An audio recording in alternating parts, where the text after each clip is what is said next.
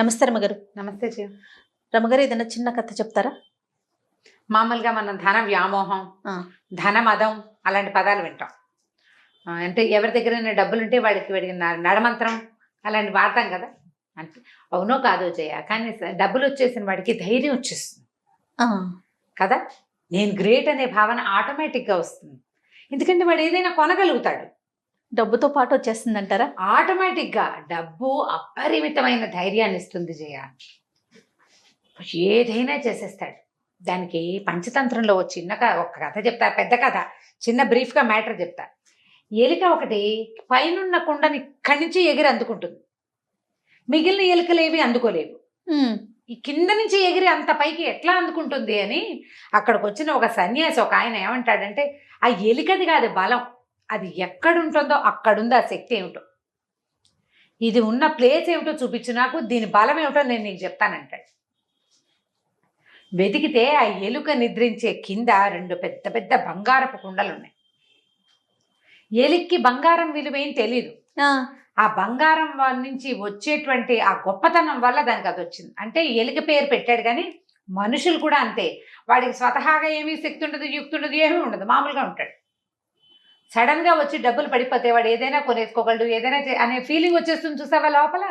దాన్ని అర్థమవుతుంది కదా, డబ్బు వల్ల మనం ఏం చేయగలం అనేది తెలిసిందా, ఇంకా వాడిని పట్టలేం, వాడిని పట్టలేం.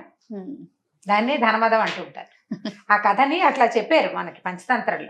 ఎలుక్కి వచ్చిన బలం ఎందుకు వచ్చిందంటే దాని కింద ఉన్న డబ్బు వల్లే. ఆ డబ్బులు తీసేసాక అది బలహీన, అది ఎత్తుకోలేదు, ఎగిరి పట్టుకోలేకపోతుంది. అంతేగా, ఎగిరి కింద పడుతుంది అన్ని ఎలుకల్లాగానే. దానికి తెలిసిపోతుంది నా బలం అంతా పోయింది అని. డబ్బు పోతే బలం పోతుంది, నీకు బలం కావాలంటే డబ్బు సంపాదించాలి అని చెప్తుంది పంచతంత్రం. ధనమే ప్రధానమైన బలం మనుషులకి. అయితే దాని మీద ఒక చిన్న చందమామ కథ చెప్తా. ఒక ఊళ్ళో ఒక వీరయ్య గారని ఒక ఆయన ఉన్నాడు. ఈ వీరయ్య గారికి ఓ భార్య కొడుకు ఉండేవారు. పిల్లవాడు కొంచెం 4-3 ఏళ్ళు వచ్చాక భార్య రెండోసారి కనలేక చనిపోయి, ఈయన ఏం చేశారంటే ఈ పిల్లాడిని చూసుకోవటానికి చంద్రమతి అని ఒక ఆవిడని మళ్ళీ పెళ్లి చేసుకున్నారు. ఆవిడ మహాసౌందర్యవతి. ఆయనకి బాగా భయంగా ఉండేది, ఇది సౌందర్యవతి ఇది ఏం చేసేస్తుందో అని. పిల్లాడిని సరిగ్గా చూడదేమో అని అనుకునేవాడు, కానీ పిల్లాడు మాత్రం ఆవిడకి బాగా మాలిమయ్యాడు. ఆవిడ కొంచెం వయసు పెద్దదే, లేట్ మ్యారేజ్ ఆవిడకి. పిల్లాడితో చాలా బాగా ఉండేది. పిల్లాడు పిన్ని కలిసి ఉండేవాళ్ళు. కానీ ఈయనకి భార్య మీద అనుమానంగా ఉండేది, ఇది ఇంత అందగత్తె, ఏం చేస్తుందో. అక్కడి నుంచి ఆస్తి అంతా దీనికి అప్పచెప్తే ఇదేం కొంప ఉంచుతుందేమో అలా అనిపించి ఏం చేసేవాడు, ఆలోచించుకుని నేను పెద్దవాడిని, నాకు ఏదైనా ముంచుకొస్తే చాలా కష్టమని ఆస్తులు గీస్తులు అన్నీ అమ్మేసుకుని బంగారం రూపంలో ఏర్పరచుకున్నాడు. అన్ని బంగారు నాణేలుగా ఏర్పరచుకున్నాడు. మామూలుగా ఏదో తినడానికి ఉండడానికి ఇల్లు వాకిలు ఏవో ఉన్నాయి. ఏం చేశాడు, ఆ బంగారం దాచిన డబ్బంతా, ఈ బంగారాన్ని అంతా 2 పెద్ద పెద్ద బిందెల్లో నింపి తనకి ఇంట్లో ఒక సుబ్బయ్య అని ఒక పనివాడు ఉండేవాడు. ఆ సుబ్బయ్యని వెంబడి పెట్టుకుని, ఒరే నన్ను కూడా ఎత్తు పెంచావు, నువ్వు ముసలాడివి, నాకంటే అంటే సుబ్బయ్య ఇతనికంటే పెద్దవాడు, తన్ని కూడా ఎత్తుకున్నవాడు అనమాట. నా కొడుక్కి అందజేయాలిరా ఇది ఎలాగైనా, నా పెళ్ళాం మంచిది కాదంటే మంచిదే బాబు అన్నా కూడా ఒప్పుకోకుండా ఏం చేశాడు, దూరంగా ఉన్న ఒక దిబ్బలో పాతి పెట్టాడు. అది ఈ సుబ్బయ్యకి తెలుసు. సుబ్బయ్యకి చెప్పాడు, నా పిల్లాడికి చూపించు ఈయనది. పిల్లాడు కొంచెం పెద్ద అయ్యి వాడి బుద్ధిమంతుడు అయ్యాక కొన్నాళ్ళు ఇలాగే గడిచింది. పిల్లాడిని ఎక్కడికో చదువుకు పంపించాక పిల్లాడు కాస్త 16-18 ఏళ్ళ వాడు అయ్యాడు. సడన్గా ఈ వీరయ్య గారు కాస్త పోయాడు. పోయేసరికల్లా మరి ఇంకేం చేస్తారు, పిల్లాడు వచ్చి ఇల్లు వాటిలో చూసుకోవాలిగా. రెండవ ఆవిడ చంద్రమతి కూడా 2-3 పిల్లలు కలిగారు. పిల్లలు అన్నయ్య బాగానే ఉండేవాళ్ళు. ఇంటికి వచ్చి చూసుకుంటే ఇంట్లో ఏమీ లేవు, ఏదో ఇల్లు వాకిలి ఉన్నాయి. సంపాదించే తండ్రి ఏమో చచ్చిపోయాడు. మనకు అంతకుముందు ఉన్న ఆస్తి స్వాస్తి ఏమీ లేవు. ఇప్పుడు ఏదో ఉన్న 10 రూపాయలతో 4 రోజులు గడిచాయి. తర్వాత ఇంకా డబ్బు అవసరం. డబ్బుల కోసం ఆలోచించుకుంటే తల్లి ఏమని చెప్పిందంటే, నాయన మీ నాన్న మనకు అక్కడ పొలం ఇక్కడ స్థలం అన్నీ అమ్మేశాడురా, అమ్మేసి బంగారపు కాసులుగా మార్చాడు. వాటి ఎక్కడో దాచిపెట్టి ఉంటాడు. ఇల్లంతా వెతికారు తల్లి కొడుకు కలిసి, అన్ని పక్కల ఎక్కడైనా తవ్వి పూడ్చిన ఇవి ఉన్నాయేమో అని. వీళ్ళకి ఎక్కడా దొరకల. ఒకవేళ ఇంకా ఎక్కడైనా మన పాత పొలాల్లో ఎక్కడైనా పొలంలో కానీ పూడ్చాడేమో. సుబ్బయ్యని అడిగితే తెలుస్తుందని. అక్కడి నుంచి వీడేం చేశాడు, ఈ కుర్రాడు, వాడి పేరు చంద్రం. ఆ చంద్రము ఈ సుబ్బయ్యని, బాబాయ్ మా నాన్నను కూడా ఎత్తు పెంచావు నువ్వు, మా సంగతి నీకు తెలియంది కాదు, మా నాన్న ఏం చేశాడో తెలియదు. గరువు మీద పొలం అమ్మేశాడు, పక్క ఊళ్ళో ఉన్న ఇళ్ల స్థలాలు అమ్మేశాడు, గొడ్లు అమ్మేశాడు, బళ్ళు అమ్మేశాడు. అమ్మేసిందంతా ఏం చేశాడు అని అడిగితే బంగారు కాసులు చేశాడు రా మీ నాన్న అన్నాడు. ఎక్కడ పెట్టాడు బాబాయ్ అన్నాడు. ఫలానా ఓ చోట పొలంలో పెట్టాడు రా. నీకు తెలుసా బాబాయ్ అన్నాడు. తెలుసురా అన్నాడు. అయితే నాకు చూపిస్తావు బాబాయ్, చూడు ఎంత కష్టపడుతున్నామో అని బతిమలాడాడు. అలాగే నీకు చూపించమని మీ నాన్న చెప్పాడు అన్నాడు. సుబ్బయ్య చంద్రము ఇద్దరు బయలుదేరారు. ఇద్దరు బయలుదేరాక కొంత దూరం బాగా పొలాల్లోకి వెళ్ళారు. నిర్మానుష్యంగా అయిపోయింది. సడన్ గా ఈ సుబ్బయ్య అక్కడ దాకా వెళ్ళాక ఒక రకంగా లాగుతున్నట్టుగా, ఎవరో పిలుస్తున్నట్టుగా ఈ కుర్రాన్ని వదిలేసి గబగబా నడుచుకుంటూ వెళ్ళిపోయి ఓ చోట నిలబడి, ఏంటి నీకంత ఆశ? డబ్బులు కావాలా నీ బతుక్కి? నీ మొహం చూసుకున్నావా ఎప్పుడైనా అద్దంలో అని కుర్రాన్ని తిట్టడం మొదలుపెట్టాడు. వీడు నిర్ఘాంతపడి, ఏమిటి ఇప్పటిదాకా బాగానే ఉన్నాడు బాబాయ్, ఉండి బాబాయ్కి ఏమొచ్చిందో వీడికి అర్థం కాలేదు. అదేమిటి బాబాయ్ అంత మాట అన్నావంటే, లేకపోతే నీకు ఇంత డబ్బాస్ ఎందుకు, ఎలాగోలాగా బతుకు. అసలు ఆ డబ్బంతా ఎక్కడుందో నాకు ఒక్కడికే తెలుసు. డబ్బు ఎక్కడుందో తెలిసిన వాడికే అది అనుభవించే యోగ్యత ఉంటుంది. నువ్వెవడివి మధ్యలో? నువ్వు పెట్టలేదు, నీకు తెలీదు.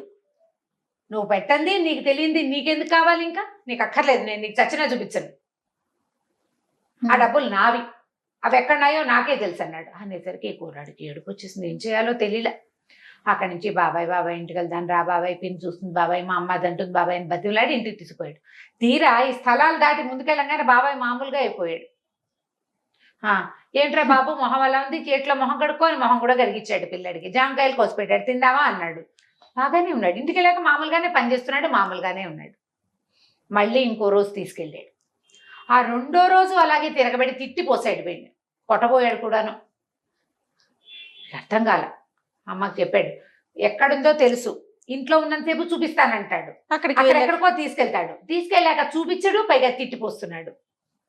ఆయన సరకలు ఇవ్వండి నాయన, ఏదో విశేషం ఉందిరా ఇందులో, మనకు అర్థం కావటం లేదు.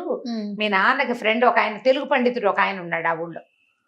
నాన్నకి ఫ్రెండ్ కదా, రామ్ శర్మ ఏదో ఆయన పేరు, బ్రాహ్మణైనా. ఆయన దగ్గరికి వెళ్ళు, ఏమైనా ఐడియా చెప్తాడేమో అంటే వీడు పోయి ఆ రామశర్మ గారి దగ్గరికి వెళ్ళాడు. చంద్రం, ఇలాగా పంతులు గారు మా నాన్న ఎక్కడో పెట్టాడండి, సుబ్బయ్య బాబాయ్కి తెలుసు, నన్ను అక్కడ దాకా తీసుకెళ్లేసరికి తిరగబడిపోతున్నాడు.